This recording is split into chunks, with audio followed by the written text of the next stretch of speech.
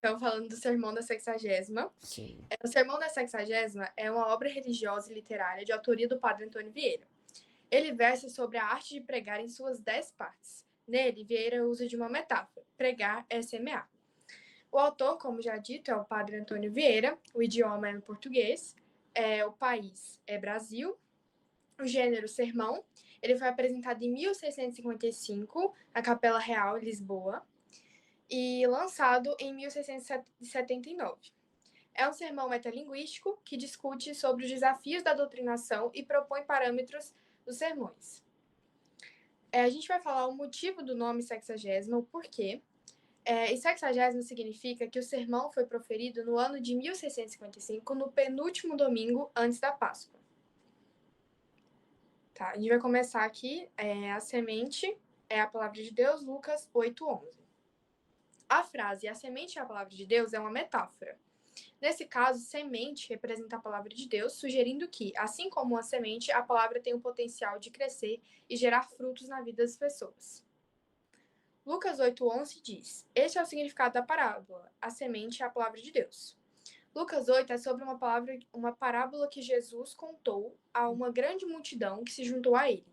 A parábola conta a história de um semeador que semeia a palavra de Deus, que cai em diferentes tipos de solo e produz diferentes resultados. À beira do caminho, os que ouvem a palavra, mas o diabo atira do coração e os impede de crer e serem salvos sobre a pedra. Agora, sobre a pedra. Os que recebem a palavra com alegria, mas não têm raízes profundas e desanimam quando enfrentam provações. Entre espinhos são os que ouvem a palavra, mas ela é sufocada pelas preocupações, riquezas e prazeres desta vida. E em boa terra, que é os que ouvem a palavra e aceitam com paciência, produzem uma grande colheita. Eu vou ler a parábola do semeador, como está na Bíblia. Começar aqui. Reunindo-se uma grande multidão e vindo a Jesus, gente de várias cidades, ele contou esta parábola. O semeador caiu a semear. Enquanto ele semeava, uma parte caiu à beira do caminho, foi pisada e as aves do céu a comeram. Outra parte caiu sobre pedras e, quando cresceu, secou porque não havia umidade. Outra parte caiu entre os espinhos, que cresceram com ela e sufocaram a planta. Outra, ainda, caiu em boa terra. Cresceu e deu boa colheita, de modo que produziu 100 vezes mais. Tendo dito isso, exclamou: Aquele que tem ouvidos para ouvir, ouça. Os seus discípulos perguntaram-lhe o que significava aquela parábola. Ele disse: A vocês foi dado o conhecimento dos mistérios do reino de Deus, mas aos outros falo por parábolas para que, apesar de verem, não vejam, e apesar de ouvirem, não entendam. Este é o significado da parábola. A semente é a parábola de Deus. As que caíram à beira do caminho são os que ouvem, mas logo vem o diabo e lhes retira a palavra do coração, para que não creiam e não sejam salvos. As que caíam sobre as pedras são as que recebem a palavra com alegria quando a ouvem, mas não têm raiz. Creem durante algum tempo, mas as abandonam na hora da aprovação. As que caíram entre espinhos são os que ouvem, mas, ao seguir o seu caminho, são sufocados pelas preocupações, pelas riquezas e pelos prazeres dessa vida, e não amadurecem. Mas as que caíram em boa terra são os que, com coração bom e genuíno, ouvem a palavra e a retêm, e que produzem uma colheita com perseverança. Agora a gente vai falar a biografia do Padre Antônio Vieira, para entender um pouco quem foi o autor do Sermão da Sexagésima. Sua parte. Já pode começar? Pode? Pode. Biografia de Padre Antônio Vieira. Padre Antônio Vieira, 1608, morreu em 1697. Foi um religioso, escritor e orador português, a principal expressão do barroco literário da língua portuguesa. Escreveu cerca de 200 sermões, nos quais revela conhecimento político, social e religioso. Padre Antônio Vieira nasceu em Lisboa, na rua de Cônego, Cônego. Uhum. próximo à Sé. No dia 6 de fevereiro de 1608, filho de Cristóvão Vieira, funcionário da Coroa, e da Maria de Azevedo, Tinha 7 anos quando seu pai foi nomeado para o cargo de escravidão em Salvador. Estudou no colégio dos jesuítas e, com 15 anos, ingressou na Companhia de Jesus, iniciando seu noviciado. Certo. Então, aí, após a biografia, a gente vai começar com o primeiro capítulo do sermão, na página 1. Após a biografia do padre, a gente vai começar aqui com o primeiro capítulo do sermão, né, na primeira página. Aí começa com a frase em latim: eis que o semeador saiu a semear. Então, essa primeira página diz: não só faz menção do semear, mas também faz caso do sair. Ou seja, semear, pregar o evangelho pelo mundo. Há uns que saem a semear, há outros que semeiam sem sair. Apresenta a diferença entre dois seres que pregam o evangelho. Quem sai a semear conta mais passos com 2 S's, e aqueles que semeiam sem sair contam mais passos com Z cedilha, que quer dizer palácio, público. Então, ele quer dizer que contar passos, ou que seria basicamente você sair em missão como missionário, ou contar público, mas não pessoas realmente que continuariam no caminho seguindo a fé. Agora a página 2. O texto diz sobre a missão dos pregadores do evangelho, dificuldades enfrentadas representadas pelo semeador.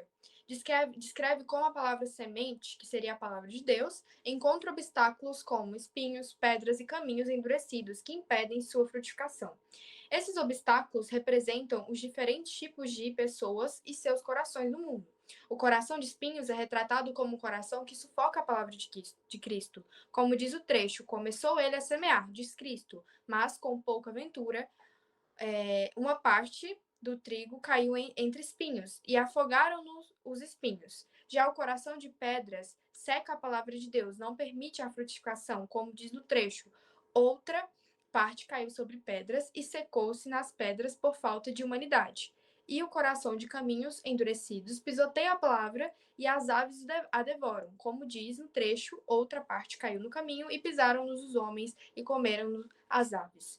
O autor também apresenta de forma clara os tipos de criatura. Todas as criaturas, quantas há no mundo, se reduzem a 4 gêneros: criaturas racionais, como os homens; criaturas sensitivas, como os animais; criaturas vegetativas, como as plantas; e criaturas insensíveis, como as pedras. E não há mais. A figura de linguagem que prevalece nessa página é metáfora. Eu peguei as traduções das frases em latim da página 2, e aí entre elas tem: eles não voltavam uma vez que iam. Uma parte caiu entre espinhos, e os espinhos, crescendo, sufocaram-na.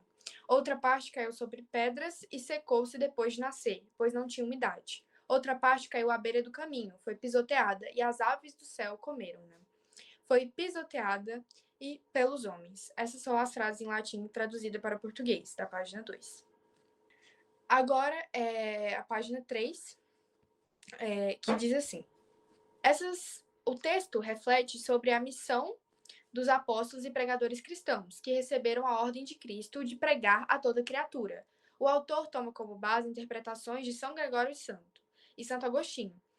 Assim, sugere que os apóstolos encontrarão homens em diferentes estados de degradação, comparáveis a pedras, troncos e animais. Assim como o semeador enfrenta dificuldades ao pregar o evangelho, os missionários também enfrentam provações. E é mencionado a dificuldade dos missionários do Maranhão, que foram perseguidos, mortos, afogados e sofreram pela fome e pela doença em seu esforço para propagar a fé. A figura de linguagem que prevalece nessa página é a metáfora. O autor utiliza imagens como trigo mirrado, trigo afogado, trigo comido, trigo pisado para representar as diferentes dificuldades enfrentadas pelos missionários no Maranhão. As frases em latim da página 3, traduzidas para o português, são: ide pregai o evangelho a toda criatura. Secou-se depois de nascer, pois não tinha umidade. Os espinhos, crescendo, sufocaram-na. As aves do céu comeram-na. Foi pisoteada. Agora a página 4. O texto aborda a perseverança e determinação dos pregadores do evangelho, que, mesmo vendo parte da colheita comprometida por espinhos, pedras e caminhos, não desiste, inspirando-se na passagem de Ezequiel. Descreve como os pregadores, mesmo voltando para corrigir seus erros, seguem em frente com a missão. A última parte da colheita é frutífera, multiplica-se 100 vezes. É sugerido o proveito dessa última fase, onde finalmente se colhe os resultados duradouros. A figura de linguagem que prevalece é a alegoria. A alegoria permite uma compreensão mais profunda e abstrata dos desafios e a perseverança na pregação. As frases em latim traduzidas para o português na página 4 são: eles não voltavam uma vez que iam, eles iam e voltavam na semelhança de um raio brilhante, e produziu fruto 100 vezes maior. A página 4 consiste mais em falar do proveito dessa frutificação na última etapa. Agora a gente vai para o capítulo 2. A semente é a palavra de Deus. Páginas 5 e 6, esse é o nome do capítulo 2. O texto reflete sobre a eficácia da palavra de Deus, comparando-a à semente de trigo lançada pelo pregador.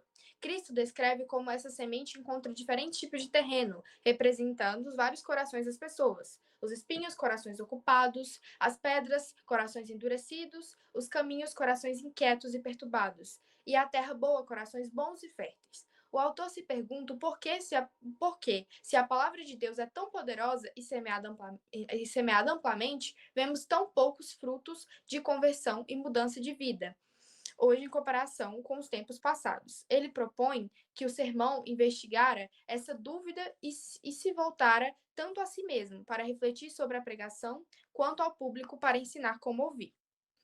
Então, eles perguntam se o problema está no semeador ou no público que ouve. As traduções da palavra em latim diz: e produziu fruto 100 vezes maior. Capítulo 3, páginas 7 a 9. O capítulo reflete o porquê da palavra de Deus produzir pouco efeito no mundo. É sugerido 3 possíveis razões: falta de eficácia do pregador, falta de receptividade do ouvinte ou a vontade divina. Deus, representado pelo sol e pela chuva, sempre está presente para dar a vida à palavra. Então, a falha não é divina. O autor destaca que mesmo entre aqueles com corações duros e obstinados, comparados a pedras e espinhos, a palavra de Deus gera algum efeito, mesmo que não converta totalmente. Agora que a gente já concluiu os 2 primeiros capítulos, a gente vai para o capítulo 3, e aí ele reflete um pouco por que a palavra de Deus produz pouco efeito. Aí, a partir disso, a gente vai fazer algo mais dinâmico. Aqui é sugerido 3 possíveis razões: a falta de eficácia do pregador, a falta de receptividade do ouvinte ou a vontade divina. O que vocês acham que pode ser? Quem seria o culpado disso? Provavelmente eu acho que é o ouvinte. Por que seria o ouvinte? Que tem muita gente que não liga, né? Pra o que tá escutando, tem pouco interesse, né? Eu acho que seria o ouvinte. Então, seria aquela parte do coração que afoga a palavra de Deus ou que não deixa frutificar, que ele mesmo não permite. Eu acho que seria mais o de pedra, né? Tipo, muito, muito teimoso, né? De não querer seguir, né? A rigidez da religião, né? Sim, certo. Então vocês acham que não tem a ver com a vontade divina ou a falta de eficácia do pregador? Alguém acha que tem a ver com a falta de eficácia do pregador?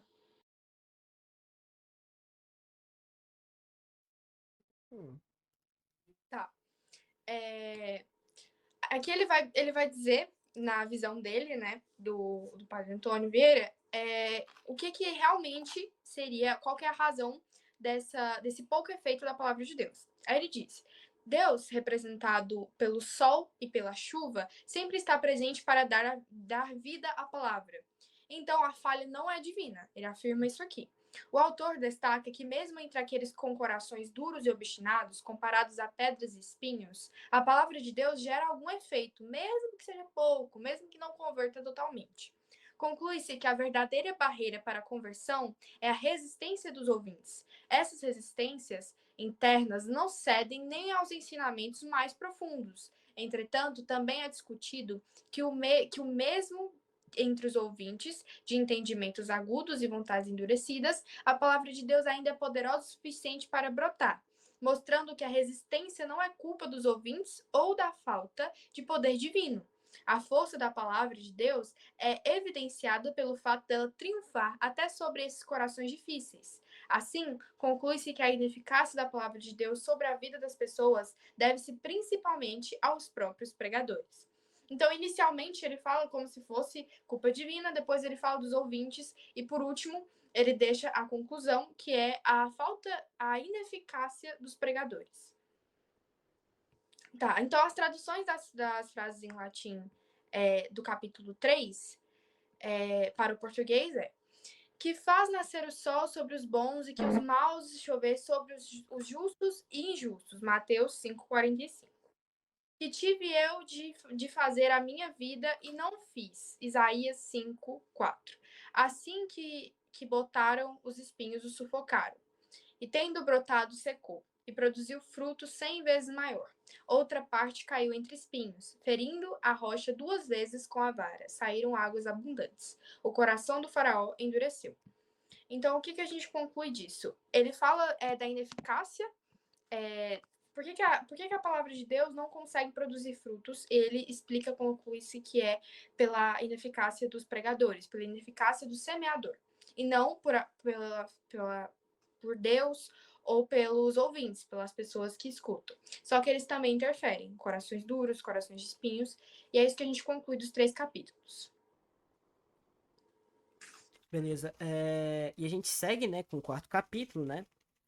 Bem, depois de todo esse discurso, né, que o padre ele dá, ele vai e ele fala assim: bem, a culpa é do pastor, né?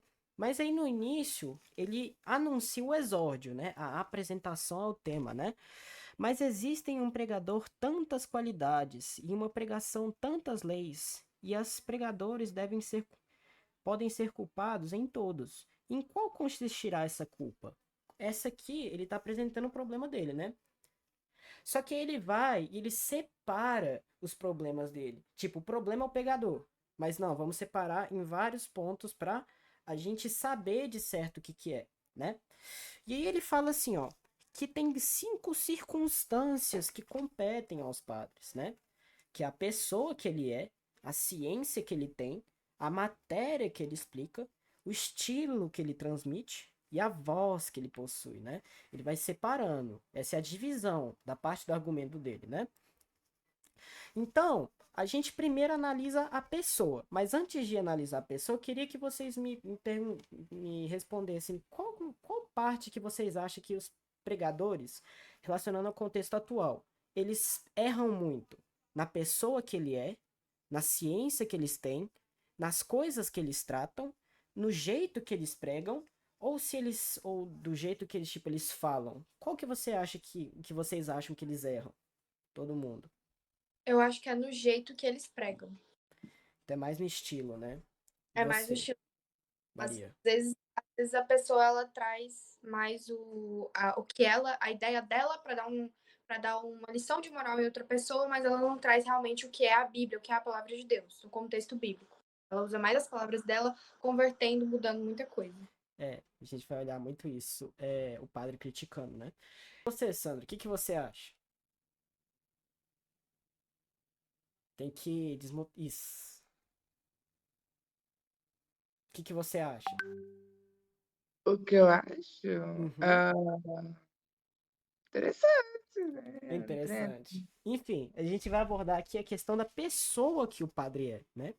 Diz no evangelho que saiu o pregador evangélico para semear, não saiu o semeador. E ele diz: há uma diferença entre aquele que semeia e o semeador. Olha o joguinho de palavras que ele faz, cultismo, né? Cultismo não, conceptismo, perdão. Ele vai falando: aquele que semeia é diferente daquele que é o semeador. De que forma? A pessoa ela pode ser um semeador. Só que ela não pode semear. Ela tem o título tá lá. Só que aquele que semeia, ele pode não ser semeador, mas ele semeia. Não é a obrigação dele, mas ele faz aquilo. O que o padre quis dizer com isso? Que tipo assim, não adianta o padre ser o padre ter esse título, né? Se ele realmente não dá o exemplo dele, né? O padre tem que dar o seu exemplo. O padre não, pregador, né? No caso. Antes se pregavam obras e palavras. Hoje se pregam pensamentos e palavras. Tem essa substituição da obra pelo pensamento. Antes você se mostrava o que você fala. Você faz o que você fala, né? Você não é hipócrita. Hoje a gente tem mais pensamentos do que obras, e ele critica isso, né? Palavras são sem obras como tiro sem bala, né? como assim? Ele puxa lá da Bíblia, né, do Evangelho, uma referência. Infixus est lapis in fronte ejus. Uma pedra lhe acertou a cabeça. Samuel 1, 17:49. Aí começa a narração dele. Mas como assim uma pedra lhe acertou a cabeça? Na verdade, isso é a pedra que Davi jogou na cabeça de Golias e derrubou ele, né? Uma pedra, né? Uma coisa simples, né? Mesmo assim derrubou, né? Ou seja, obras são coisas simples. Você não precisa ser uma coisa super, tipo, doar 2 milhões de reais para uma instituição hospitalar, alguma coisa assim. Não é dar esse tipo de exemplo, são parte das coisas simples, né? O importante é fazer. E ele vai discutindo sobre isso mais ainda, ó.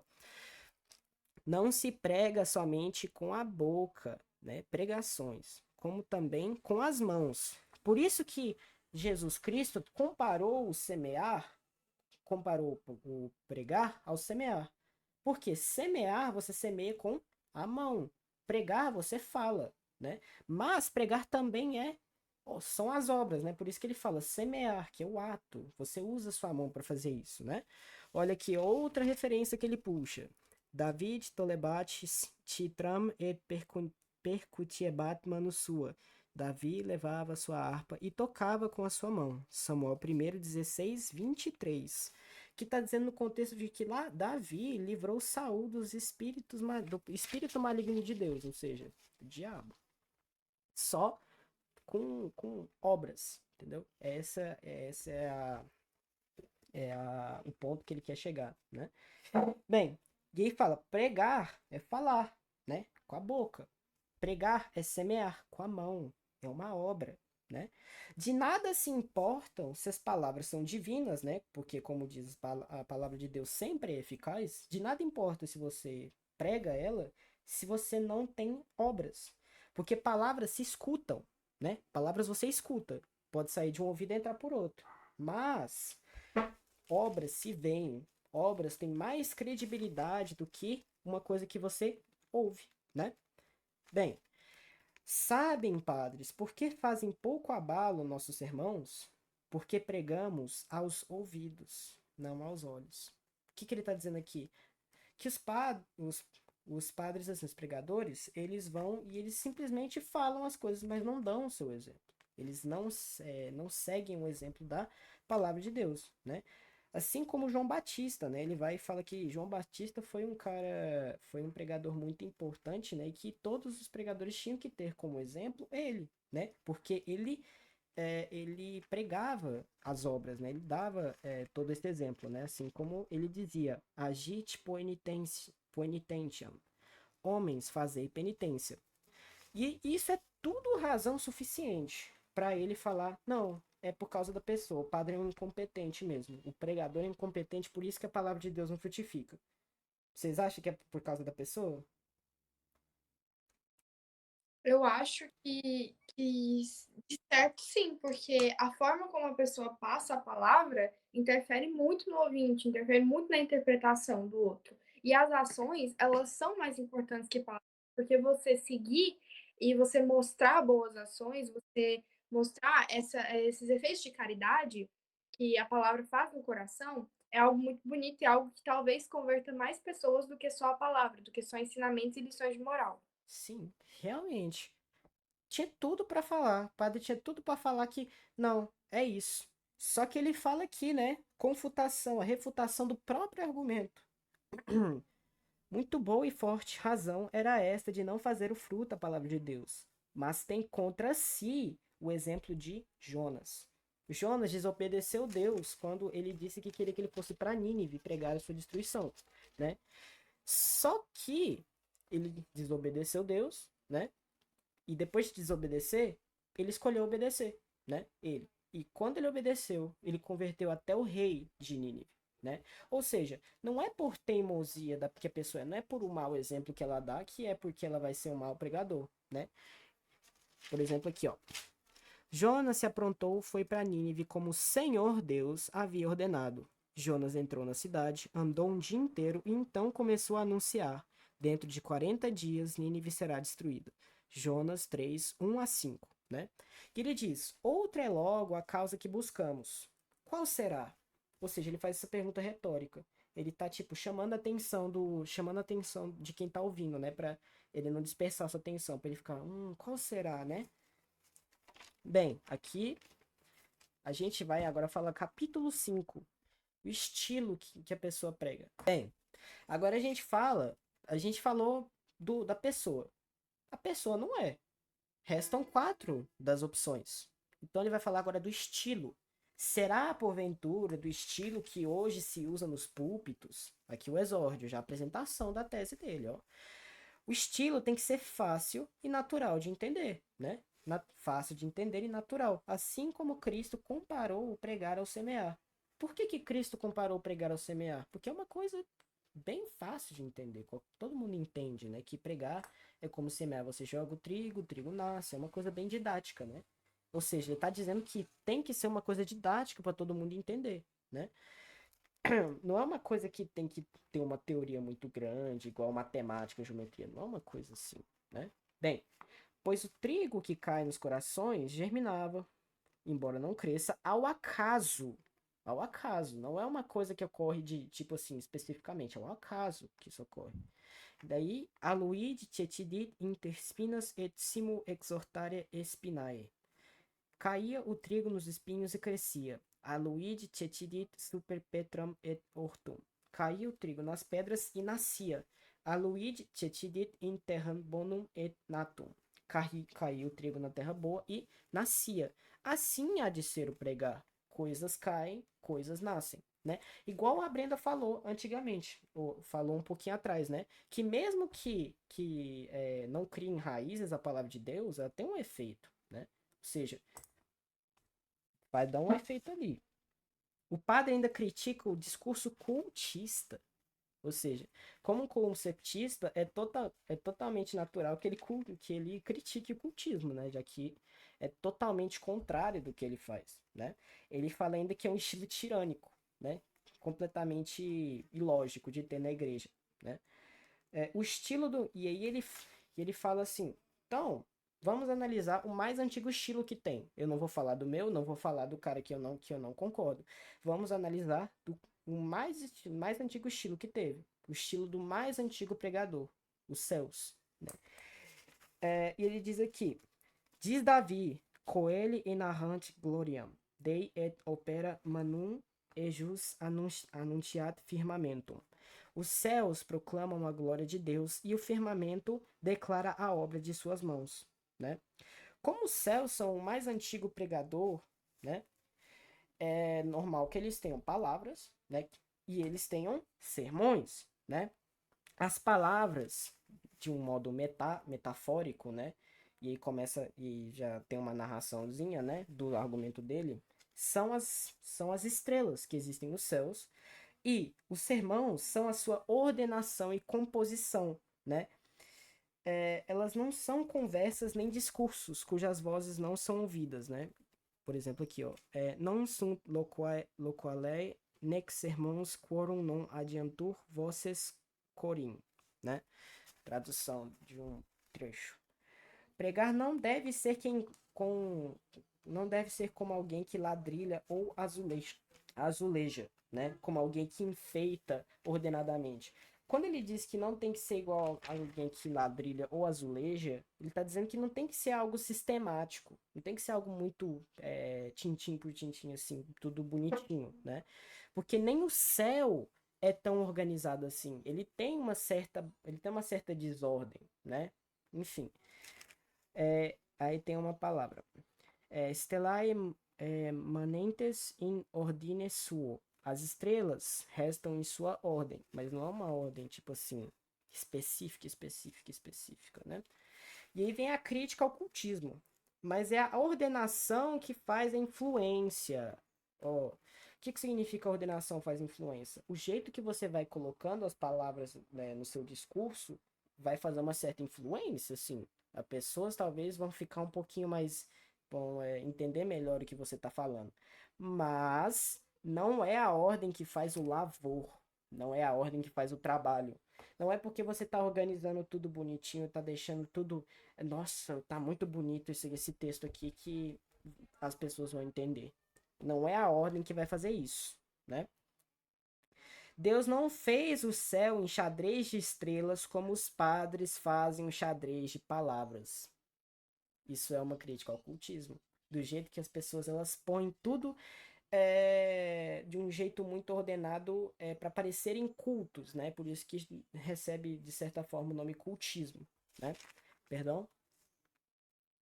Inclusive, eu até queria falar, você falou sobre essa questão de fazer bonitinho, de fazerem textos muito formais, só que o próprio Jesus, na parábola, os discípulos até perguntam por que ele estava utilizando aquela analogia de semente, essa comparação. E aí ele diz que é porque a vocês foi dado o reino de Deus, mas aos outros falo por parábolas, para que, apesar que eles enxergam, eles não veem, e apesar que eles ouvem, eles não entendem.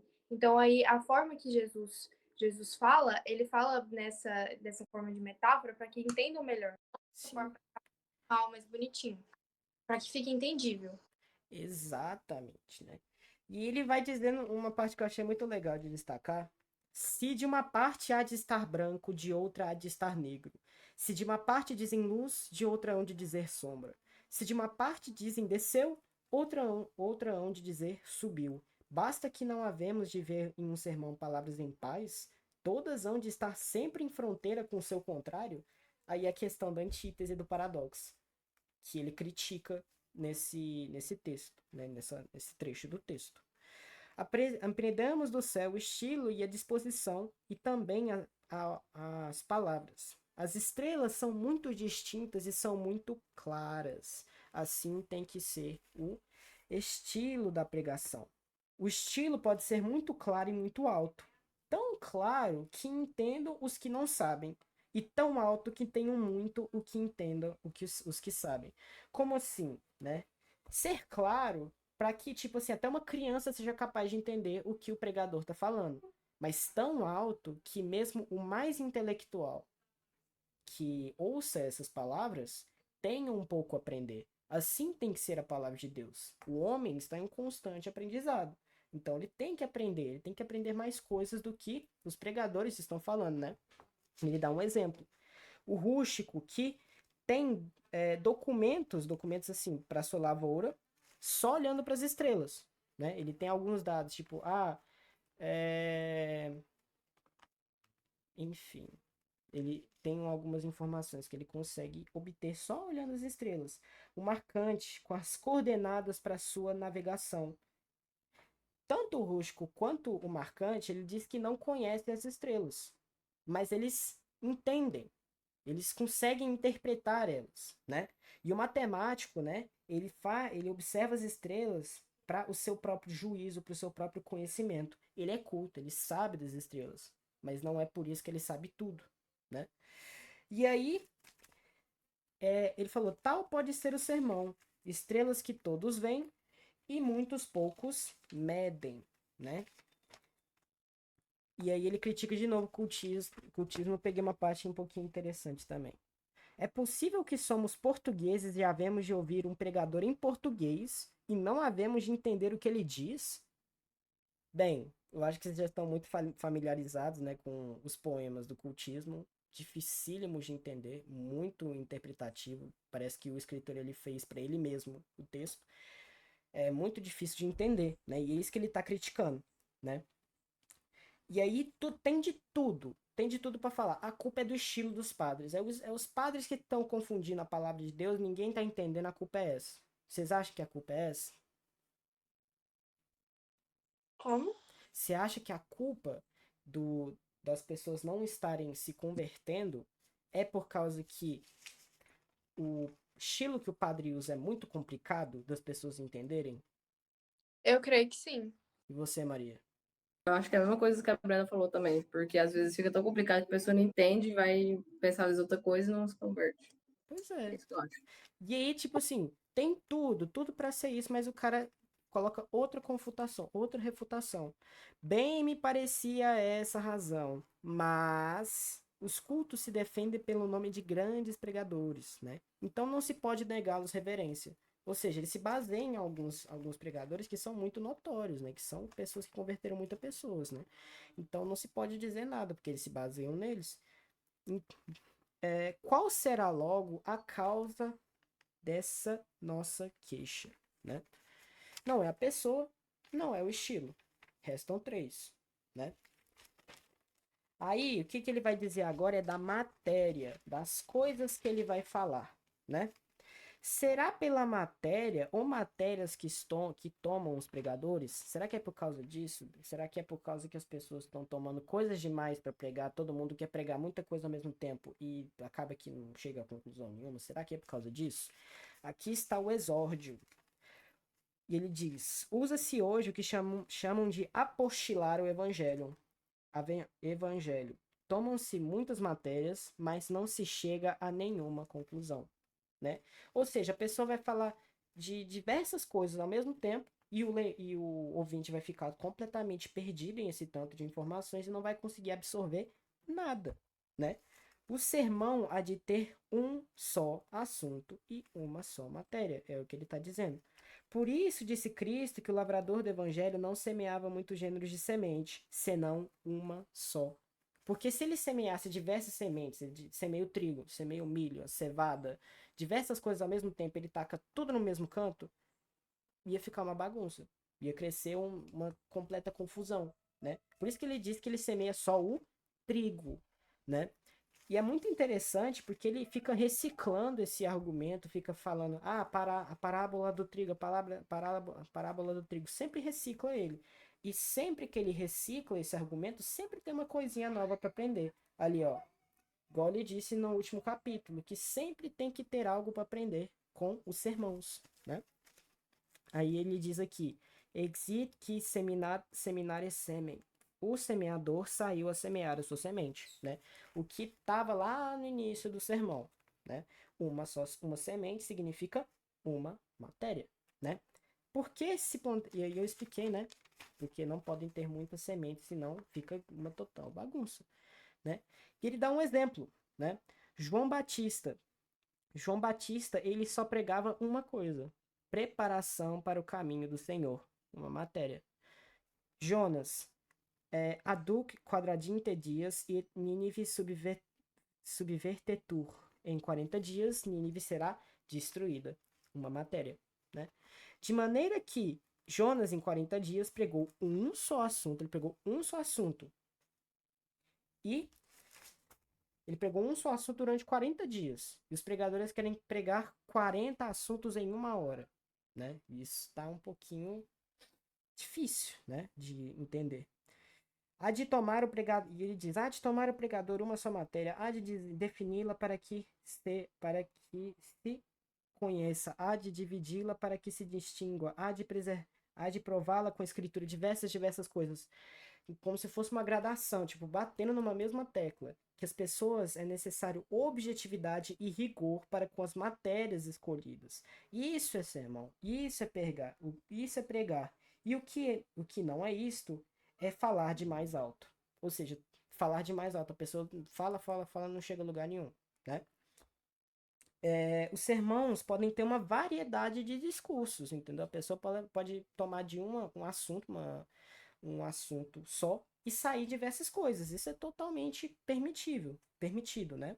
Ou seja, pode comunicar com os fiéis de diversas formas, mas devem começar e terminar com uma mesma matéria, como se fosse uma árvore, né? E ele compara com uma árvore que tem raízes fortes, porque é baseado no evangelho. O tronco que tem somente uma matéria, só tem somente um tronco. Uma árvore só tem um tronco. Ramos que nascem do mesmo tronco são os discursos. Esses ramos são as ramificações da matéria, né? E temos as várias, que são as repreensões aos vícios. As folhas que vestem os ramos, que são as palavras que vão ordenando os discursos, né? E as flores, que são as sentenças proclamadas, né? Que são as coisas que o padre fala, né? E os frutos, que é o intuito principal do sermão. Por que se planta uma árvore? Para ter seus frutos. Essa é a analogia que ele quer passar. né? E aí ele vai falando, observe bem, se fosse só tronco, seria madeira. Se fosse só ramo, seria maravalha, né? Maravalha é serragem, aquele quando você, enfim, serragem, né? Varas seria só feixe. Folhas seria só versas, um punhado de folhas. Flores seria só ramalhete. Mas observa bem o que ele vai fazer aqui que eu gostei muito. Só frutos não existe. Porque para você ter frutos, você precisa de uma árvore. Isso aqui é uma implicação lógica.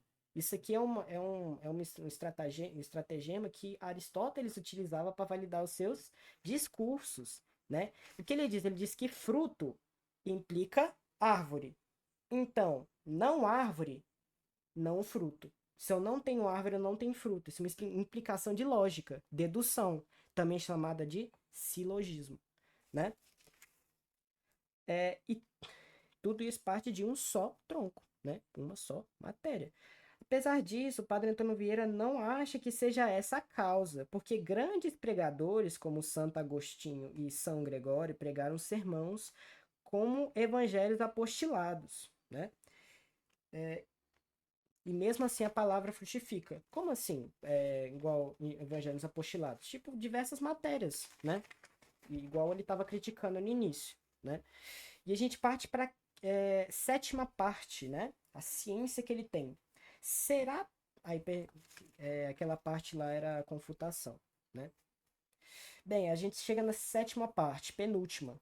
Bem, só restam duas. Tem que ser uma delas, né? Não tem jeito. Será porventura a falta de ciência que há em muitos pregadores? O exórdio aqui. Vocês acham que é por causa que a palavra de Deus não frutifica porque muitos pastores, muitos padres, muitos pregadores não sabem muito bem da palavra? Olha, levando em conta ao tempo antigo, onde, por exemplo, era um pregado que os homens bons, os homens que tinham terra, eles iriam para o céu, é algo que está totalmente fora do contexto bíblico. Então, ele exclui pessoas, ele exclui as pessoas que têm menos condição, pessoas que não têm terras, que não são considerados homens bons, como é dito naquela época, e acaba que está totalmente fora da palavra. Então, também interfere bastante. Você não usar realmente a palavra e usar mais o que vem na sua cabeça ou algo no intuito de conseguir coisas materiais. De certa forma, sim, né? Isso foi muito comum na Idade Média, né? E ele diz aqui, muitos pregadores vivem do que não colheram e semeiam o que não trabalham. Epa. Muitos pregadores vivem do que não colheram e semeiam o que não trabalhavam. Como assim? Eles semeiam do que não trabalharam. Significa que os pastores eles estão utilizando o trigo alheio. Mas o que é o trigo? Ele disse, a palavra de Deus. Ele está utilizando o trigo alheio, você está falando que ele está utilizando a palavra alheia. Ele não está sendo autêntico em sua pregação, né? Os pregadores não são autênticos naquilo que dizem, né? Estão roubando o discurso alheio e eles estão se vangloriando daquilo que não é tipo assim, não é mérito deles, né? Eles estão, enfim. Então, aqui ele vai dizer que os pregadores eles estão utilizando o trigo alheio, o discurso alheio para poderem pregar, né? E isso é uma crítica, né? Então, ele volta de novo, ele recicla o mesmo argumento, ele vai e recicla a parábola do trigo, né? Por isso diz Cristo que o lavrador semeou seu próprio trigo, seu próprio discurso, semen sum, sua semente, não alheio, né? E ele ainda compara pregar como se fosse uma batalha mesmo, porque pregar é como entrar em batalha com os vícios. Nunca se ganha uma guerra com armas alheias, né? Igual ele disse que quando Davi foi enfrentar Golias, Saul ofereceu suas armas a Golias, ofereceu suas armas a Davi para poder lutar contra Golias, porque ele estava com medo que ele fosse morrer. Mas Davi falou: "Não, eu vou levar minha própria arma", e derrotou Golias. Ele nunca teria derrotado Golias com a arma alheia, né? E ele utiliza desse exemplo para falar que as pessoas elas só têm êxito em frutificar a palavra quando usam suas próprias armas, seu próprio discurso, né? Que ele compara a situação com os apóstolos pescadores de homens, né? Quando ele diz que são Pedro, Tiago, João e André, que foram assim chamados por Cristo. Sigam-me e eu os farei pescadores de homens. Ele diz que os pescadores refaziam sua própria rede. Reficientes retia sua rede, né? Ou seja, somente eles poderiam pescar homens, somente eles, porque eles fizeram sua própria rede. Qualquer outro que utilizasse a rede deles não saberia manuseá-la, não saberia frutificar direito a palavra de Deus, né?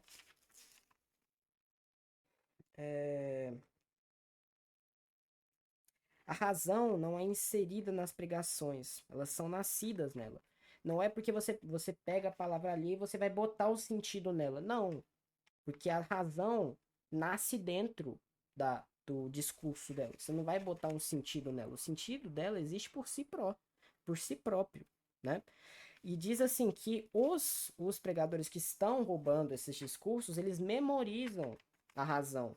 Eles não surgem a razão. Ele diz: homens não se convencem pela memória, senão pelo entendimento, né? E aí fica muito claro que tudo tem tudo para ser culpa, né? Para ser culpa daquele que rouba o evangelho, né? Que rouba a palavra, né? Que prega com o trigo alheio, né? Mas ele ainda diz que existem pregadores que utilizaram da palavra dos outros, né? E mesmo assim frutificaram, como João Batista, que havia pregado as palavras de Isaías. Então não é essa a razão ainda que ele procura. E por fim, a gente chega na última parte, a voz, né?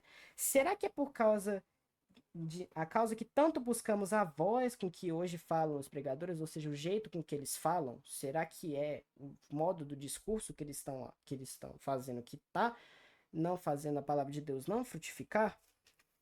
Será que é isso, né?